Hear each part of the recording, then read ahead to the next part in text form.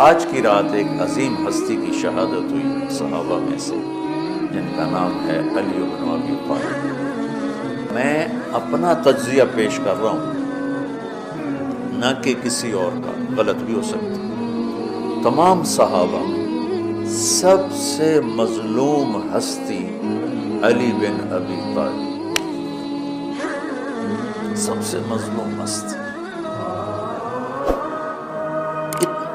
جن کی اولاد کا بچہ بچہ ذبح کر دیا، خود بھی شہید ہوئے اور آگے نسل بھی ساری ذبح۔ آج کی رات 21ویں روزے حضرت علی رضی اللہ تعالیٰ عنہ پر حملہ ہوا، شہید تو پھر 2 دن کے بعد، موت تو 2 دن کے بعد واقع ہوئی، لیکن 21 کی رات علی بن ابی طالب، میں نے ان کا نسب بیان کروں کہ آج ان کی شہادت کی رات ہے، شہادت کا دن ہے، کہ جب اہل شام نے الگ حکومت اپنی قائم کر دی، حضرت علی کے مقابلے میں اپنی حکومت کا اعلان کر دیا تحکیم کے فیصلے کے بعد، اور اس پر خوارج کی ایک جماعت بن گئی، الگ ہو گئے، جنہوں نے پھر بڑی خوفناک جنگیں کی، بڑے زمانے تک وہ مسلمانوں کو نقصان پہنچاتے رہے۔ تو 3 خارجی اکٹھے ہوئے کہ جتنا فساد ہے نا، اس کی جڑ ہے ایک عمرو بن عاص اور معاویہ بن ابی سفیان اور علی بن ابی طالب رضی اللہ تعالیٰ عنہ، ان تینوں کو قتل کر دو، فتنہ ختم ہو جائے گا۔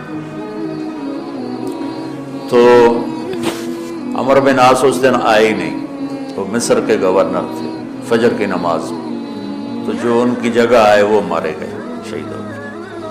معاویہ رضی اللہ تعالیٰ عنہ پر اس نے وار کیا، لیکن وہ سر سے پھسل کے کمر پہ جا کے لگا اور کمر چھل گئی، لیکن اللہ نے زندگی بچا لی۔ عبد الرحمن بن ملجم جس نے حضرت علی کو شہید کیا، یہ آیا ہوا تھا کوفے میں، تو لوگوں نے کہا امیر المومنین یہ اس کے ارادے اچھے نہیں نظر آتے، تو اس کو ہم پکڑ نہ لیں۔ فرمان لے گئے تو مجھے پھر اللہ کی ملاقات کیسے ملے گی؟ میں تو تم میں نہیں رہنا چاہتا، میں تو اللہ سے ملنا چاہتا۔ حضرت علی کے ساتھیوں نے بڑی بے وفائی کی، بڑی بے وفائی کی، اس لیے میں کہہ رہا ہوں مظلوم ترین ہستی۔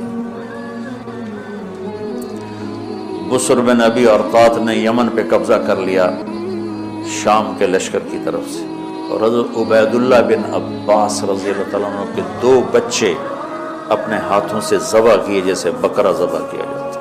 آل رسول کے 2 بچوں، میں صنعاء میں اس مسجد میں گیا، وہیں ان کی قبریں موجود۔ تو حضرت علی بے قرار ہو کے نکلے کہ چلو اہل شام کے خلاف جہاد کریں، اور باہر شہر سے باہر جا کے خیمہ لگایا رات کو۔ صبح دیکھا تو ایک آدمی بھی نہیں آیا ہوا تھا، اکیلے تھے۔ تو پھر بڑے دکھی دل کے ساتھ واپس آئے اور اپنی داڑھی کو پکڑ کر کہنے لگے تو کب رنگین ہوگی؟ ایک دفعہ بیمار تھے تو کہنے لگے یا رسول اللہ مجھے لگتا ہے میری موت کا وقت آ گیا۔ میں نے کہا نہیں، تیری موت آئے گی جب اس خون سے یہ رنگین ہوگی، جب تیرے سر کے خون سے تیری داڑھی رنگین ہوگی، اس وقت تیری موت آئے گی۔ تو اس جملے کو یاد کر کے کہتے تھے تو کب رنگین ہوگی، تو کب رنگین ہوگی۔ چونکہ ساتھی ساتھ چھوڑ گئے تھے، تو شدید قسم کی بے وفائی کا سامنا ہوا۔ پھر آگے نسل ذبح ہوا۔ آپ نے حضرت حسین کا کربلا تو پڑھا ہوا، لیکن میں نے جو گلدستہ اہل بیت کے بعد میں نے جب پڑھا تو جو اس کمبخت ابو جعفر منصور نے آل حسن پہ ظلم توڑے، اللہ میری ہچکی لگ گئی روتے روتے۔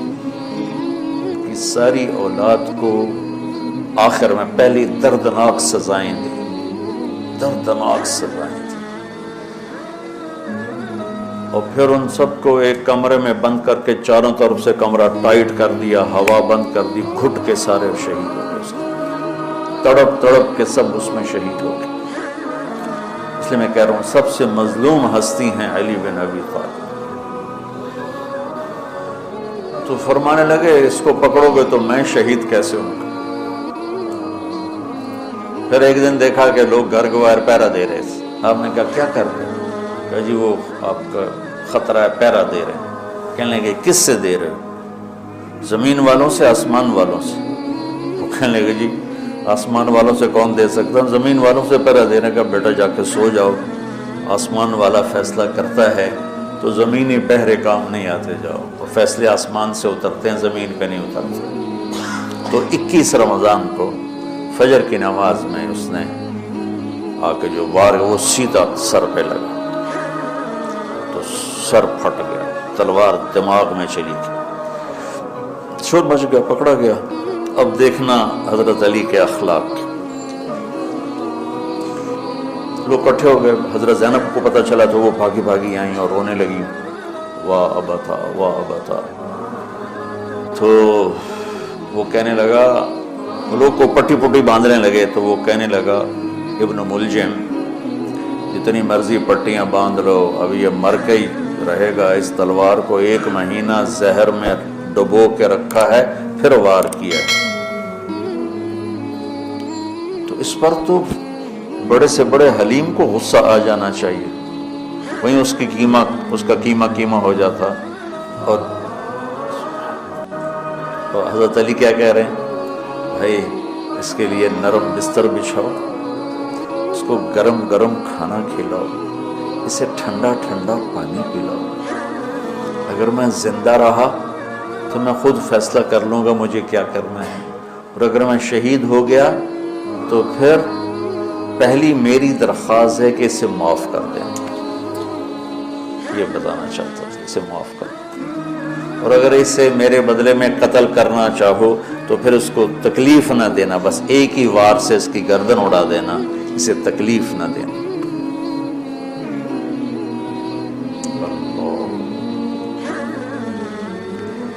آپ پڑھیں گے نا صحابہ کی سیرت تو سب سے زیادہ فضائل حضرت علی کے، سب سے زیادہ مقام اور مرتبہ تو ویسی جیسے خلفائے راشدین. سارے صحابہ اللہ کے ہاں مغفور محبوب، ان میں سے 10 مقرب ترین ابو بکر، عمر، عثمان، علی، طلحہ، زبیر، سعد، سعید، ابو عبیدہ بن جراح اور عبد الرحمن بن عوف. پھر ان 10 میں سے 4 محبوب ترین جو خلفاء بنے. پھر جیسے ان کی خلافت کی درجہ بندی ہوئی ایسے ان کے مقام اور مرتبے کی درجہ بندی ہوئی، لیکن فضائل سب سے زیادہ حضرت علی کے ملتے ہیں. اور یہ ایک فضیلت جو حضرت علی کو اللہ کے نبی نے سنائی، ہاتھ پکڑ کر یوں اپنے سینے کے قریب لگا کے فرمایا، اَتَرْضَىٰ أَن يَكُونَ مَنزِلُكَ مُقَابِلَ مَنزِلِي فِي الْجَنَّةِ. علی تو راضی ہے جنت میں تیرا گھر میرے گھر کے سامنے ہوگا. تو حضرت علی رونے لگے کہ نہیں، میں راضی. تو آج کی رات اس ہستی کی شہادت ہے، فجر کی نماز میں ان کا انتقال ہوا، جن کو میرے نبی نے ابو تراب کا لقب دیا کہ تو میرے لیے ایسے جیسے موسیٰ کے لیے ہارون ہے. تیرا گھر جنت میں میرے گھر کے سامنے ہوگا. پھر آپ نے اپنی بیٹی فاطمہ سے کہا، فاطمہ تو میں یہ دونوں، حسن حسین، اور یہ جو سویا ہوا ہے، حضرت علی جاگے نہیں، وہ سوئے ہوئے تھے، یہ جو سویا ہوا ہے ہم پانچوں آخرت میں ایک ہی جگہ پر ہوں گے، اکٹھے ہوں گے. تو یہ بڑے درجے کے صحابہ ہیں. اور اللہ کی قدرت ہے کہ اللہ نے کسی خالص ہاشمی کو حکومت نہیں دی، کامیاب نہیں ہونے دی. بنو عباس بھی اہل بیت ہیں لیکن ذرا دور سے. ان کے 35 حکمران آئے،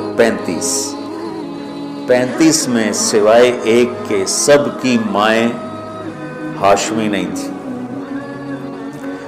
پہلے ہاشمی خلیفہ بنے حضرت علی، والد کی طرف سے بھی والدہ کی طرف سے، اور وہ کہتے تھے تو کب رنگین ہوگی، اور موت مانگتے مانگتے یہاں تک کہ شہید ہو کے چلے گئے اور دکھوں بھری زندگی گزار. وَلَقَدْ رَأَيْتُهُ فِي بَعْضِ مَوَاقِفِهِ وَقَدْ أَرْخَى اللَّيْلُ سُدُولَهُ وَغَارَ النَّجُومُهُ وهو قائم يصلي في المحراب قابضا على لحيته يتململ تململ السليم ويبكي بكاء الحزين ويقول للدنيا إلي تغررت وإلي تشوقت وإلي تزينت وإلي تشوفت آه من قلة الزاد وبعد السفر ووحشة الطريق آيتها الدنيا غري غيري قد بطبتك ثلاث عمرك قصير ومجلسك حقير وخطرك يسير من قلة الزاد وبعد السفر ووحشة الطريق. یہ درد بھری فریاد ان کی روز ہوتی تھی رات کو. ایسے تڑپتے تھے جیسے سانپ کا ڈسا تڑپتا ہے اور ایسے روتے تھے جیسے دکھوں کا مارا روتا ہے.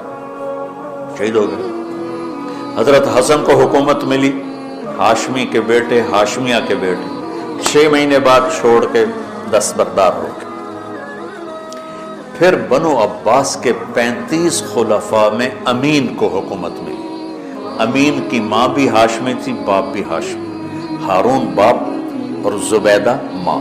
زبیدہ ہاشمیہ تھی اور ہارون ہاشمی تھا. مامون اس کا بھائی باندی کا بیٹا تھا. امین زبیدہ کا بیٹا تھا اور ہارون نے زبیدہ کے پریشر میں وصیت نامہ امین کے لیے لکھوایا اور بعد میں مامون، کہ پہلے خلیفہ امین ہوگا، امین کے بعد مامون ہوگا.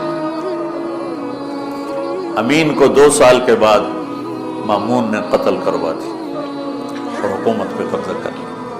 کسی خالص ہاشمی کی حکومت نہیں چلی.